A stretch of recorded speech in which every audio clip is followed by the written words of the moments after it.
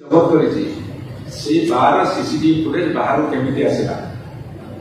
एवं जो घटना जिते से पिलामानक द्वारा से आक्रमण शिकार होउछन्ति जो फुटेज आसुछि से झील तार जुक्ति रखिला बेले जेती कथा सेती मार खाइला काटी देगी ताकू गणमाध्यम किए दउछि एसबू कथा सरकार प्रायोजित नहीं एक कथा ओडिशावासी विचार करिवे एवं से कौन खाउथिले केमिति बसिथिले केमिति चालुथिले केमिति कहूथिले केमिति ड्रेस पिंधिछन्ति एसबू कथा प्रचार प्रसार करबा पई सरकारी साहाय्य बिना एक कथा संभव नुहे एवं आज प्रगतिवादी गोटे न्यूज आसी कृष्णा महांती से मध्य याकू बहुत जोर निंदा करछन्ति स्वाधीनता संग्राम एवं किए जाए थाना को राति जे निर्यातित हुए जे अत्याचारित हुए जे अपराध पड़ता है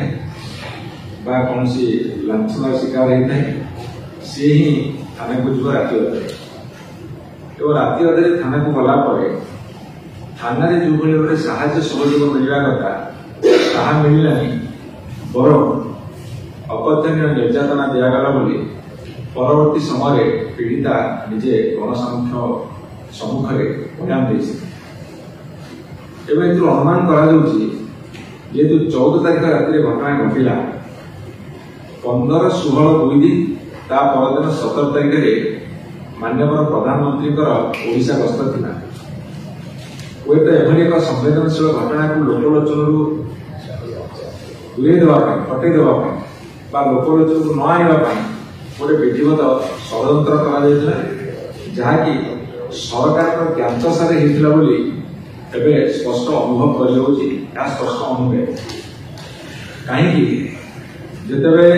15 तारिख कोर्ट फरवर्ड करागला से जामिन दरखास्त देले एठी तलकोटे रिजेक्ट होला 18 तारिख दिन से जामिन प्राप्त है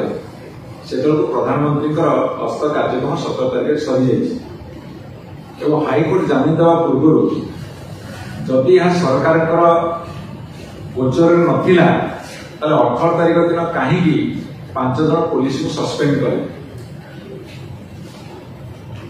14 तारिख में घटना घटला 18 तारिख दिन हाईकोर्ट जामिन देवा पूर्व से 5 जन पुलिस कहीं सस्पेंड कले किसी आधार अच्छे बोली करते किसी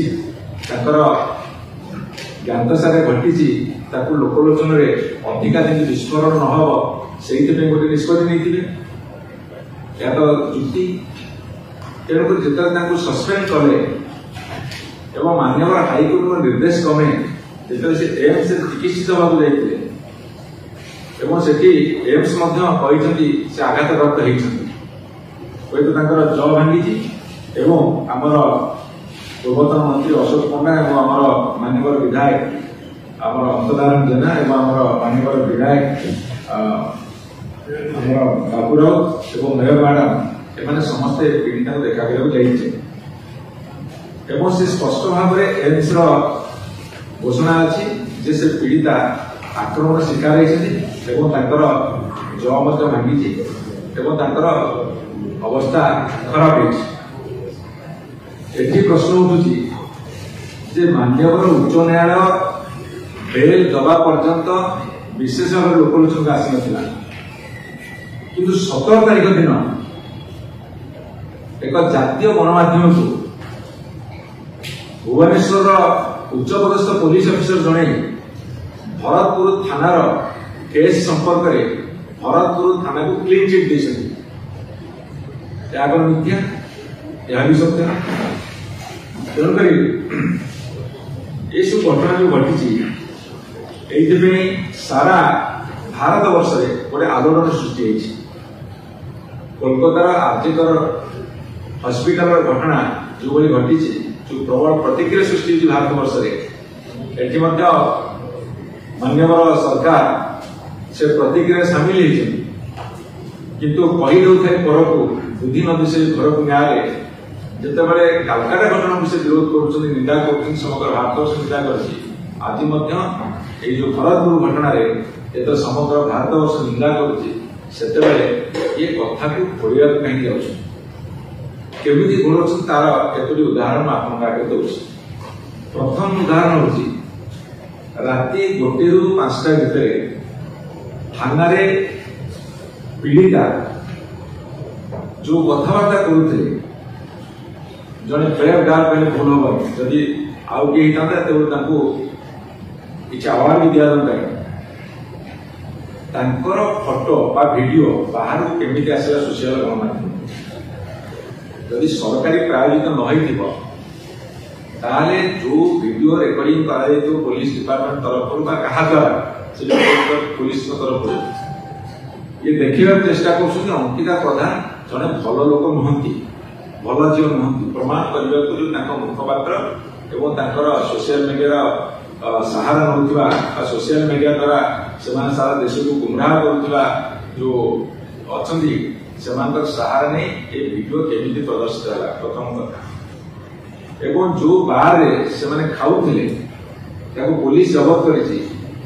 बार सीसीटीवी फुटेज बाहर केमिति आसला